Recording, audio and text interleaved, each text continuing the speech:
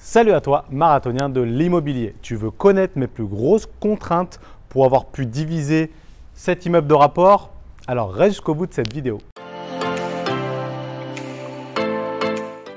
Allez, ce que je vais te donner dans cette vidéo, ça va te permettre de comprendre certaines règles de l'urbanisme pour pouvoir diviser un immeuble de rapport. D'accord? Et si tu ne me connais pas encore, moi c'est Pedro da Fonseca, le marathonien de l'immobilier. Je suis passé de coach sportif à rentier immobilier. J'ai créé la communauté donc investir dans un immeuble de rapport en Ile-de-France, donc sur Facebook. Et si tu ne l'as pas encore fait, abonne-toi à cette chaîne YouTube juste en dessous. Tu cliques, tu t'abonnes, comme ça tu ne manqueras aucune de mes prochaines vidéos. Allez, donc maintenant je vais répondre à la question de Fabien qui m'a posé cette question qui était quelles étaient mes plus grandes contraintes pour avoir eu le droit de diviser cet immeuble de rapport.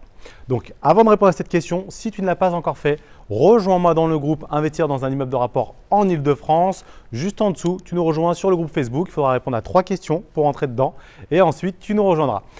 Donc, déjà, il faut savoir qu'on ne peut pas diviser, on ne peut pas faire ce qu'on veut. D'accord? Il y a les divisions officielles et la division non officielle. D'accord?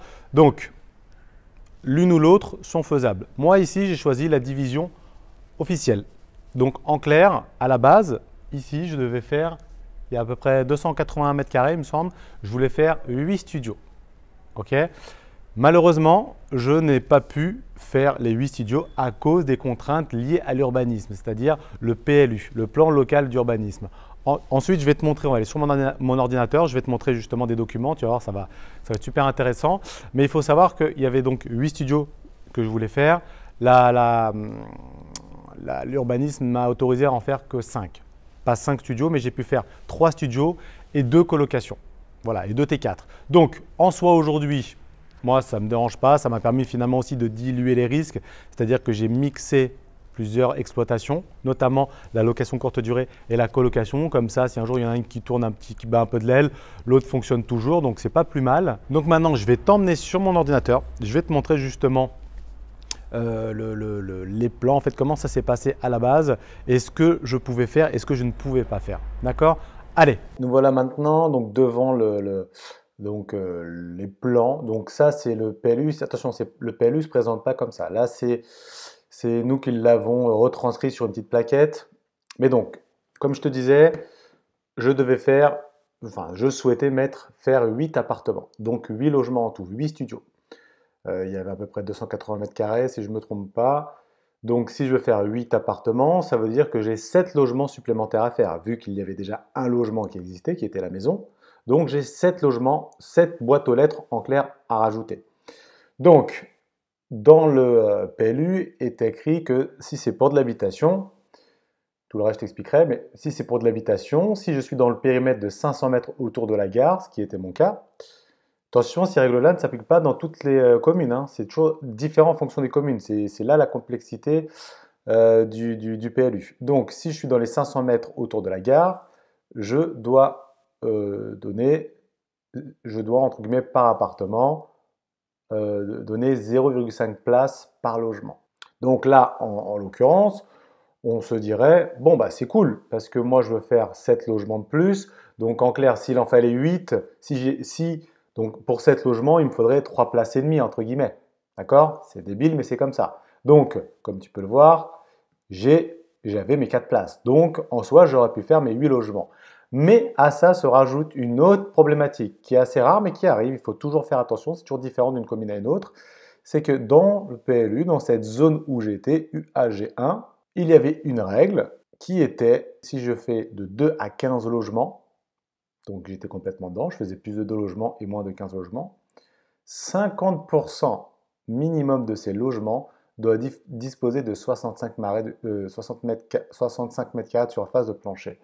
Donc, en d'autres termes, si je fais 8 studios, donc 50% de mes logements ne feront jamais 65 mètres carrés. Donc, la moitié de mes logements ne feront jamais 65 mètres carrés. Donc, en soi, ici, j'ai le droit de faire mes 8 logements parce que j'ai suffisamment de place de parking, mais cette règle-là me l'interdit. Donc, j'ai été obligé de transformer mes studios, en tout cas certains d'entre eux, en T4. Donc, de là où je dois faire maintenant 2 T4, donc j'ai 2 T4 qui existent déjà maintenant, pour de la colocation et je garde 3 studios pour la location courte durée.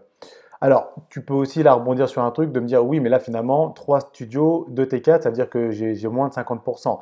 En fait, il y a encore une autre règle qui s'applique qui est un peu plus complexe, c'est-à-dire que après, à un moment donné, ils prennent carrément la surface de plancher totale en fait. C'est-à-dire que mes 2 T4 réunis font font 50% de, si je prends la surface totale de mes studios et la surface totale de mes T4, je suis bien dans cette règle des 50%. Donc voilà, c'est vraiment quand même assez complexe. Mais voilà, ça s'est passé comme ça.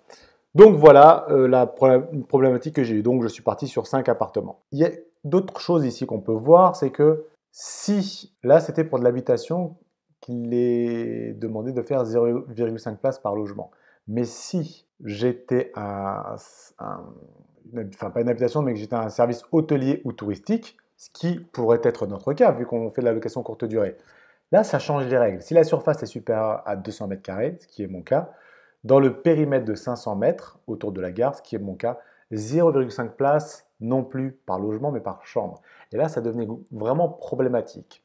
Donc, en clair, pourquoi je ne rentre pas dans cette configuration-là? C'est parce que je ne suis pas professionnel. Rien à voir avec la location meublée professionnelle ou non professionnelle, mais plus avec, je ne vais pas en faire une vidéo rentrant dans le détail ici, mais en clair, si tu fais de la location courte durée ou location saisonnière, comme tu veux, si tu payes la TVA parce que tu fais plus de services qu'il ne devrait, ça veut dire que là, tu bascules dans le service hôtelier et touristique et tu vas même devoir payer la TVA.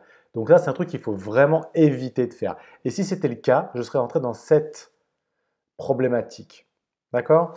Donc voilà. Donc, bon, ici, c'est des hypothèses. C'est pas ce qui s'est passé au final, mais voilà, c'était des hypothèses. D'accord? Donc voilà. Donc Fabien qui me demandait quelles étaient mes grosses problématiques que j'avais pu rencontrer. Entre autres, c'était celle-ci la plus difficile, entre guillemets. Mais cette problématique, je l'avais déjà résolue. En fait, au moment où j'ai signé le compromis, j'avais une date ensuite de signature définitive. Je l'avais allongée à 6 ou 8 mois, cette condition suspensive d'obtention de prêt quelque part. Pendant ces 6 mois-là, ou 8 mois, je ne me souviens plus, j'ai pu régler toute cette histoire et j'avais l'autorisation de la mairie de faire mes 5 logements avant même d'avoir signé définitivement. Voilà ce qu'il faut faire. Voilà, j'espère que ça t'a plu. N'hésite pas à poser des questions en dessous. Pose-moi même des questions en dessous. Like, partage et à bientôt.